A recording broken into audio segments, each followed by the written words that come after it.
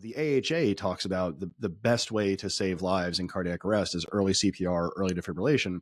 This kind of goes more toward that tack.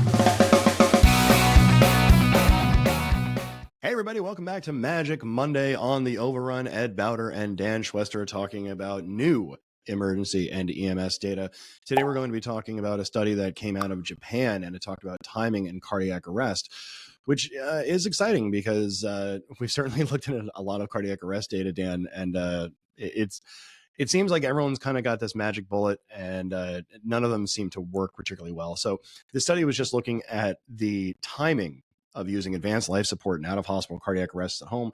And again, typical, warnings. This is in Japan. This isn't an American study, but I think the important thing is what they found. So let's take a minute and go over that.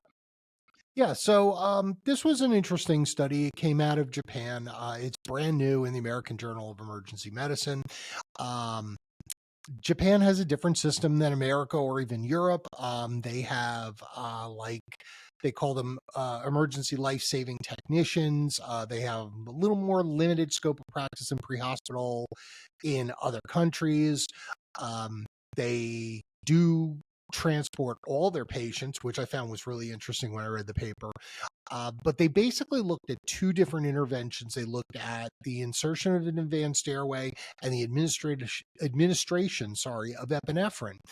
And what the results, we'll get into this as we dissect the paper, they noticed that they kind of have that whether we do it on the scene or we do it in transport to the hospital, because again, every one of their patients got transported.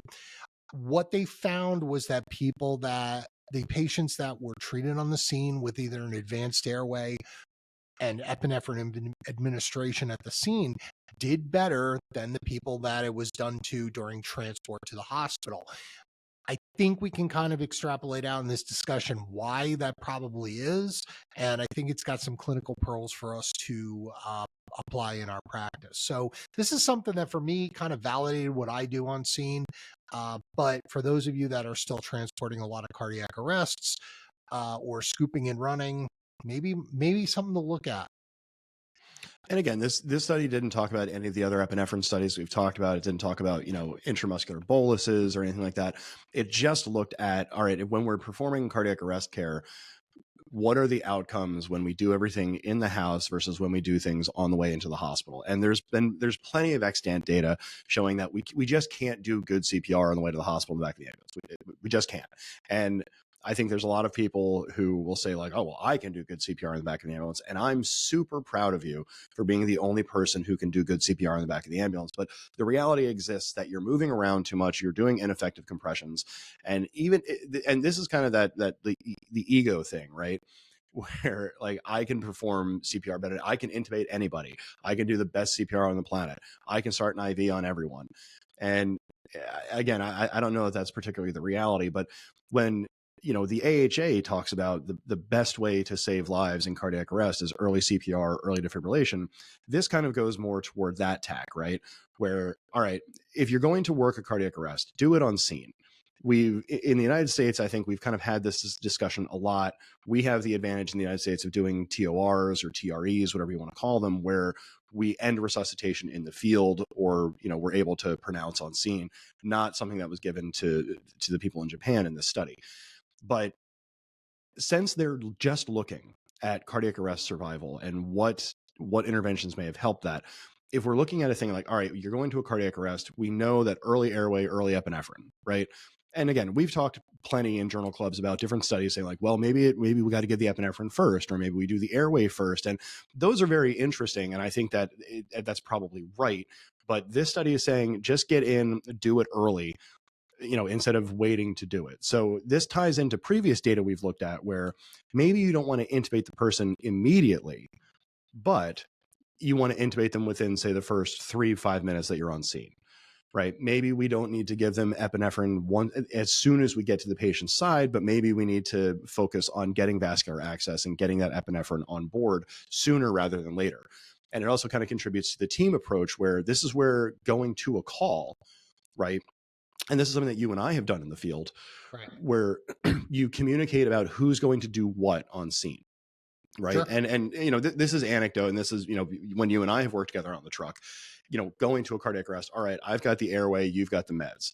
So Yep. walking in, we've already had that conversation about who's going to go where to try and give this patient the best shot. And again, we can get into deeper conversations about, like Atul Gawande's stuff for the checklist manifesto and, how you have to have everything, perfectly laid out. We can get into pit crew CPR. The reality is that pre-hospital cardiac arrest tends to be very messy. And this tends to support, at least in my mind, kind of gaming that scenario out, right? You're going to a cardiac arrest, this patient is a CPR. All right, to hasten the process or to help facilitate the resuscitation, Danny, you're going to go ahead. The Airway is yours, right? You're going to do the intubation. You're going to put in the iGel or whatever we have. I'm going to do the meds. I'm going to start the line, or I'll start the IO. I'll give the epinephrine. So we know as we're walking into the scene, we can kind of start to split off and operationally get those things done faster. Yeah, definitely. And that makes sense, right? More hands make lighter work. And it was interesting here that, like I said, they only measured really 2 interventions, and they measured survival. And I think, like I said, it showed that there was a statistically significant benefit for the patients that received this stuff early and in the field rather than on the way to the hospital. Um, Again, I'd like to there are some limitations to this study. It's a very different system from an American or a European or Australian service or Canadian. Also, they just looked at these 2 interventions per se. They did not really look at anything else in the resuscitation um, continuum. There was no mention of whether mechanical CPR was being used or manual CPR. I'm going to assume it was manual CPR, but they weren't measuring that. So they just looked at, these 2 interventions and what the results were. What I think is interesting looking at this page, and this is what, page 4 of the study. This is page 96 out of the journal. Looking at the breakdown of the patients who were actually selected for this study, and I don't have a lot of problems with this. Again, their initial N of a 3-year retrospective was almost 22 million patients.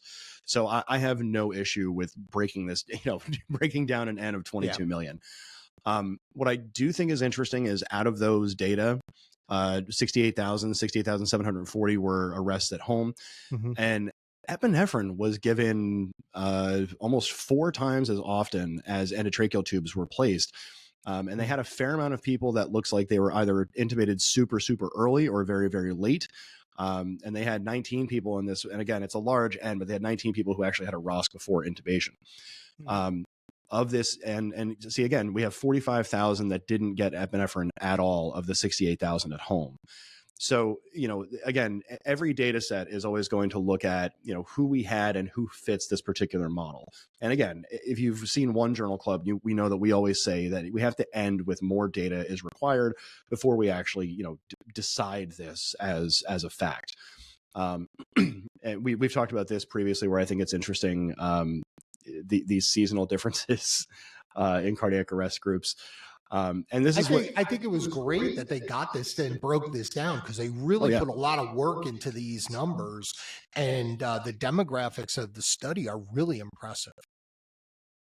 And what's fun for me here is this is a really good breakdown of the characteristics of the study. And again, what I thought was funny is if you look here in the wintertime between December and February, you look at on the scene and in the ambulance, it's almost a 50-50 split. Where, you have the spring, summer, and fall, and, it was still split pretty well. But then all of a sudden you have more than 1,000 people who are moved to the ambulance in the winter. And, they also list time of day, which is interesting to me. I don't know that it's a surprise that at night in the winter, patients are put into the ambulance a lot. That they break down, rooms that people are found in. I'm shocked that most people were found in the living room or bedroom. Anecdotally, I feel like, and I want to point out here, they separated bathroom and toilet, which is terrific for me. But again, here they, looking at these graphs where if you stayed on scene, these providers were more likely to intubate the patient and give epinephrine earlier in this arrest. And again, that might be a function of just availability. You know, you're not taking the time to move the patient outside or downstairs. Without knowing the builds of these houses, again, it's very difficult to know how long it took them to get outside. But it seems like just saying, you know what, we've decided we're going to work this on scene leads to these interventions early. And part of the reason we have these conversations isn't just to go over one single piece of data, right? This is an interesting paper. We think it's cool. But this paper, as we say all the time, is not a diaspora. But this paper does suggest that if we're going to do cardiac arrest care, the AHA is recommending that you want to get early CPR, early defibrillation. Okay. This is another piece of information that tells us that working CPR on scene is the evidence-based medicine, right? If we're going to claim to be an evidence-based medicine type of system or a type of profession, this is what it is. In early intubation, early epinephrine, early defibrillation, those are the things that actually make differences. Right. In this study. In this study, yes. And there might be a different study that doesn't show that, but that's why we look at all different things. And that's why the best research is like when we get into the meta-analyses of the papers, where we take a whole bunch of them and sort out the data and see what we have. But and just real good quick for this study. Yeah. And even here, like in the conclusion, the analysis suggests that performing ALS on scene was associated with pre-hospital ROSC and survival in a month. Increasing the rates of ALS implementation on the scene is needed to increase the survival rate after out-of-hospital cardiac arrest, and further efforts are needed in this regard. Therefore, EMS must assess the situation and implement ALS as appropriate. I really like that conclusion. I think it's just saying, like, listen, this is what we found. This is what we see. This is what the data tend to support and suggest. And my second favorite line in this, given last week's Journal Club, is the research did not receive any specific grant funding from the agencies in the public, commercial, or non-private sectors. No, I think that's important, bias-wise. I agree, 100%. And again, like we're not in a situation where it's not like epinephrine is mass-produced, where they can pay people, you know, to tout the effects of epinephrine in cardiac arrest. But all of that notwithstanding, while yes, this one study suggests that all these things work, it is part of a propensity of data that say that early interventions are better, right? So this study in Japan, this is another thing where the really decent N, it's really well done. This is new data. Again, this was accepted by AGEM May 24th of 2024. So this is something that's just adding to kind of the data pile we have now, where I think there was a time where we would get to a scene pre-hospital. And again, this is Japan. I'm extrapolating what Japan does to what we do. But I think there was a time where we would get hit to a cardiac arrest. You'd go out there and be like, all right, it's a cardiac arrest. Go ahead and bring them down to the ambulance. We'll just do everything here. And during that time of the patient being moved, there probably weren't effective compressions being done. You know, or you throw the patient in a Reeves or in a Stokes and you're taking them downstairs, or, you know, a stair chair in some settings. You know, and that 4 or 5 minutes getting the patient loaded and taking them out the ambulance might actually make a significant clinical difference. So I think reading through this, for me, this is another thing where if you're not working your cardiac arrest on scene, you are doing the patient a disservice. I would agree with that. Definitely, if we're going to this, it's a time-sensitive emergency. How you do it is going to make an impact on survival. I think the data is coming pretty much congealing behind that.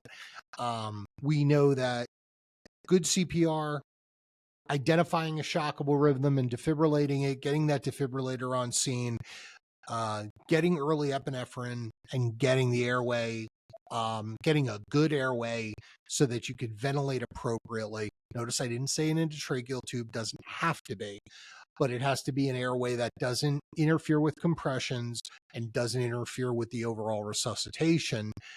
I think that's going to give you the best chance of survival. Now, we can debate, and where I'd love to see this debate is, where do we start selecting patients? And I think that's a problem that we have worldwide and especially nationwide with our patients, is that I think we need to start regarding CPR and cardiac arrest resuscitation as a time-sensitive emergency for a selected population of patients. Not every patient will benefit from CPR. Not every patient benefits from resuscitation. maybe some of these patients we shouldn't be starting resuscitation on. That remains to be seen. Right now, that's down the road, especially in Japan where they transport every patient. I'd be interested to see more work on what actually was done during transport as opposed to on scene. Um, what the presenting rhythms were. I think that makes a difference. So there are some limitations to the study, but overall, pretty good information here. Really good sample size, and it does reinforce the idea that if we're doing stuff on scene, there's a benefit to it, and it should be done. And there's nothing in the paper that goes over, cultural differences either. No. And I have nothing to back this up. This is entirely anecdotal, but I would imagine that Asian culture, I would think Eastern culture writ large, probably has the phrase I'm going to use is a little bit more respect for life than we do. And Maybe. I don't mean that in a way that Americans are more pro death. No. But I wonder how much of the respect for family, respect for their elders kind of thing. I wonder how much of that actually plays into this type of thing. And again, it's a variable we'll never be able to control for, and that's not to imply that American families feel differently. No. But I do tend to think that culturally we are a little bit more accepting of the end of life. And so I think putting together that study is hard. And I think that the reason it's hard is you're going to have a group of people that pre-hospital providers decided that we're going to say that they weren't clinically appropriate for resuscitation, but I worry that the public outreach or outcry is going to be that we've decided these patients are not worth resuscitating. Now, I think And that's a problem coming down the road. Yeah. I don't think that's a problem right now with this. And again, we don't know Japanese culture well enough in regard to their views on life and death because it's a natural part of life. I would be interested to see if that does factor in, but that's another study. That's something else to look at. I think it's a part of it. How much did it influence this? I don't know. And I don't think we'll ever know. No, and I think one of the interesting things where, and again, trying to break out the results of this study, how can we apply it to practice? I think one of the things that we've been seeing in the data that this sort of supports is it might be worth it to get to a cardiac arrest and start an airway, start a line, give a round of epi, and see what happens. I'm not trying to encourage or support, working a corpse for 20 minutes because that's what your policy says. But it might be that, all right, we get to these arrests, and if the patient has gone down within, give me a time, 10, 15 minutes, then the data is starting to reflect that that patient might be worth applying, whatever cardiac arrest care package you want to add to them, which could be, early epinephrine, early defibrillation, then an automated device, maybe cooling. That might still have a place in cardiac arrest care. There's a bunch of different options that we have here. Maybe the answer is we need to start looking at, and I think Ontario did some good work with this with their studies. They showed that patients that did not receive bystander CPR, did not have a shockable rhythm, had an unwitnessed cardiac arrest, that had PEA or asystole on arrival, and an end tidal below a certain number. Don't quote me on it. I'm not going to say which one it was. I'd have to read the paper again. But those were uniformly fatal. Those people did not survive. I think that, and I'd love to have seen more work on this, especially being replicated in other places, because I think this makes a lot of sense. If we're not, cardiac arrest, again, time sensitive emergency, we have to have somebody there right there to get on the chest. We have to have a defibrillator at the scene or close to the scene to be able to correct that life threatening arrhythmia. We need to be able to have advanced care as soon as possible to the bedside. And it has to be a rhythm with a reversible cause. CPR is not for the pre-dying heart or the end-of-life heart. CPR is for the heart that can be saved. And I think that we need more work in that area to kind of start to identify those patients. No, I think that's right. I think that we don't do very well coaching people to understand what non-viable is. And I think that a lot of that is probably a function of media. You know, we've talked earlier, where more than 90% of of cardiac arrests on television and films are successfully resuscitated and tend to have like a Lazarus effect. They'll just wake up and be like, oh, why does my chest hurt? Yeah. I think that's right. But I think that the conversation has to include, obviously, practitioners and care providers. But I also think that this is something that we can start maybe moving this into more popular media, where, you know, maybe, you know, having people like the guys on Night Watch, you know, who they're the ones right now at the forefront that are showing EMS in media. Maybe, you know, a program like that where it's like, listen, life is a terminal condition, and there are certain conditions which are not reversible. If I have someone who is 95 years old and is an asystolic arrest, you know, there's a payoff that's just not there. I can start doing CPR, I can intubate them, and I can give them epinephrine, but at some point we're just not doing anything that is helping the patient. But I think this data is really fun. I think it's important. I think it's going to be added into our educational lexicon over the next 5 or 10 years. And then you can say you heard it on the Overruns Monday Afternoon Journal Club first. Let us know what you guys think. Comment down below. Be sure to subscribe when the button comes onto the screen. And for the Overruns Monday Afternoon Journal Club, I am Ed Bowder. That's Dan Schwester. We will talk to you all next week, guys. See you next week.